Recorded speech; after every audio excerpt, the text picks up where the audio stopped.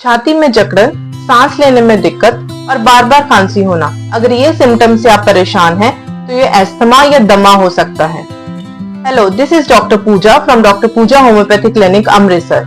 जी, आज मैं बात करूंगी अस्थमा के बारे में या दमे के बारे में। अस्थमा एक क्रॉनिक या पुरानी कंडीशन होती है जिसमें पेशेंट के एयरवेज कंस्ट्रिक्ट होने शुरू हो जाते हैं, जिसकी वजह से पेशेंट को सांस लेने में दिक्कत आती है।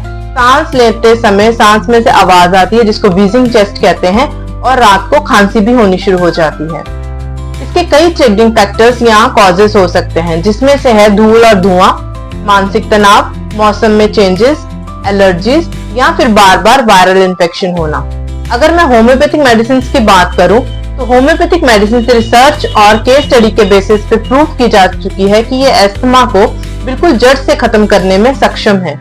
होम्योपैथी अंदर से ही बॉडी को मेंटेन करती है, बैलेंस करती है, और ये प्रॉब्लम को दबाने की बजाय जड़ से खत्म करने की कोशिश करती है। जैसे ही पेशेंट होम्योपैथी मेडिसिन शुरू करता है तो उसको सबसे पहले जो स्टेरॉइड्स और जो इनहेलर्स होते हैं उसकी डिपेंडेंसी कम होनी शुरू हो जाती है। अस्थमा की फ्रीक्वेंसी और इंटेंसिटी दोनों कम होनी शुरू हो जाती हैं। उसकी इम्यूनिटी स्ट्रांग होती है, और कई बार पेशेंट खुद भी बताते हैं कि उनकी जो स्टेरॉइड्स और इनहेलर्स की नीड थी, उनकी डिपेंडेंसी थी, वो खत्म हो चुकी है। होम्योपैथी में बहुत अच्छी मेडिसिन अवेलेबल हैं, जिसकी वजह से आपको अस्थमा से बिल्कुल पूरी तरह से आप निजात पा सकते हैं। अगर आपको या आपके किसी भी फैमिली मेंबर को अस्थमा के सिम्टम्स दिखाई दे रहे हैं तो बिना हेजिटेशन के मेरे दिए गए नंबर पे कांटेक्ट करें या दिए गए एड्रेस पे विजिट करें।